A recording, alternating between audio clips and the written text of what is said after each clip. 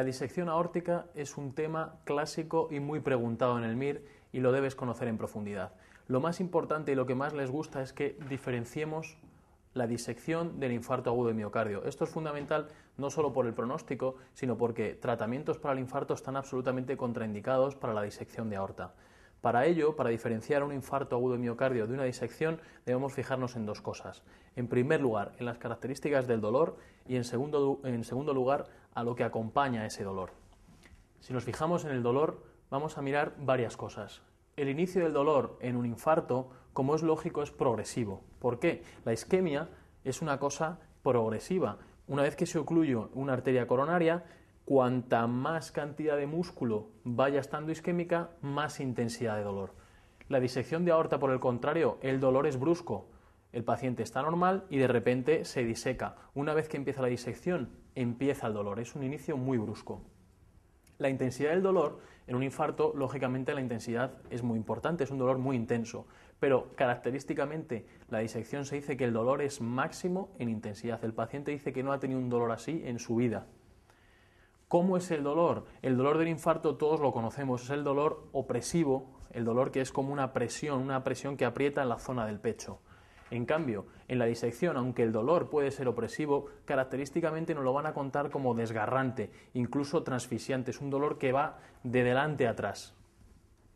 ¿Dónde se localiza el dolor del infarto? La localización característica es en la región retroesternal o región precordial, mientras que en la disección, aunque puede ser precordial, lo característico del dolor de la disección es la localización en la espalda o en la región interescapular, que es la zona donde va la arteria aorta. La radiación característica del infarto todos la conocemos, es una irradiación hacia el cuello, se suele decir hacia el nudo de la corbata, o bien hacia la mandíbula, que es la más específica de todas las irradiaciones, el miembro superior izquierdo, y también se puede irradiar hacia la espalda. Pero la disección de aorta característicamente irradia por la espalda, pero además es un dolor que va avanzando de arriba a abajo por la espalda a medida que el paciente va aumentando su disección. El dolor torácico que ocurre en una disección de aorta puede ser similar o incluso igual que el que ocurre en un infarto agudo de miocardio o un síndrome coronario agudo. Por tanto, para diferenciarlo, lo fundamental es que nos fijemos en los acompañantes, las cosas que acompañan al dolor torácico. En primer lugar, la tensión arterial. En un infarto agudo de miocardio, dependiendo de la situación hemodinámica del paciente, la tensión puede ser normal, puede estar aumentada o puede estar disminuida si el paciente está en situación de shock cardiogénico. Pero característicamente la disección lo que produce es una descarga catecolaminérgica muy fuerte, con lo cual es muy típico que nos cuenten en un caso clínico un paciente con emergencia hipertensiva. Eso es lo más característico, pero no olvidéis que si la arteria, la aorta, está rota, el paciente va a estar chocado y la tensión va a ser baja.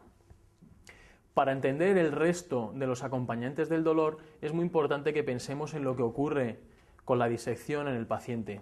La disección ocurre generalmente 2 centímetros aproximadamente por encima de la salida de la coronaria derecha y esa disección avanza hacia adelante y avanza hacia atrás. ¿Qué es lo que sucede con esto? Al avanzar hacia adelante, fijaos que se va a encontrar los troncos supraórticos. El primero que se encuentra es el tronco brachiocefálico derecho, del que sale la carótida derecha y del que sale la subclavia derecha. Si yo diseco ese tronco supraórtico, lo que me van a contar con mucha probabilidad es síntomas neurológicos. Pensad que si yo diseco o bien la carótida izquierda o bien la carótida derecha, va a haber una situación de hipoperfusión cerebral y el paciente puede tener síntomas neurológicos de tipo hemiplegia, paresia o lo que sea. ¿Qué más? Si yo diseco la salida de la subclavia izquierda o la salida de la subclavia derecha, lo que me van a contar característicamente en el MIR es asimetría de pulsos. Si yo diseco la subclavia derecha, yo voy a tener más tensión arterial en el brazo izquierdo que en el brazo derecho. Y si yo diseco la subclavia izquierda, voy a tener más tensión arterial en el brazo derecho que en el brazo izquierdo. La radiografía de tórax, en el caso de un infarto agudo de miocardio, nos pueden contar datos de insuficiencia cardíaca, pero hay una placa de tórax que es muy característica de la disección. Pensar que al disecar estamos llenando de sangre la pared aórtica y eso ensancha la silueta de la pared aórtica y lo que ocurre y lo que nos van a contar es un ensanchamiento mediastínico. Quiere decir que la aorta está llena de sangre, es un dato muy típico de disección de aorta. Otro acompañante que a lo mejor os puede despistar es el electrocardiograma. Pensad que en un infarto nos van a contar siempre pues, la elevación del segmento ST, las derivaciones correspondientes, pero no podemos olvidar que la disección avanza hacia atrás.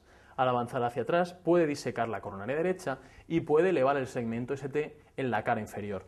Entonces, ante un caso clínico de dolor torácico con elevación del segmento ST en la cara inferior, si a mí me cuentan síntomas neurológicos o asimetría de pulsos, no será un infarto, sino que será una disección de aorta. Por último, no podéis olvidar que para el diagnóstico de la disección aórtica, el método de elección es el eco transesofágico. Si no se dispone de él, habrá que hacer un TAC helicoidal.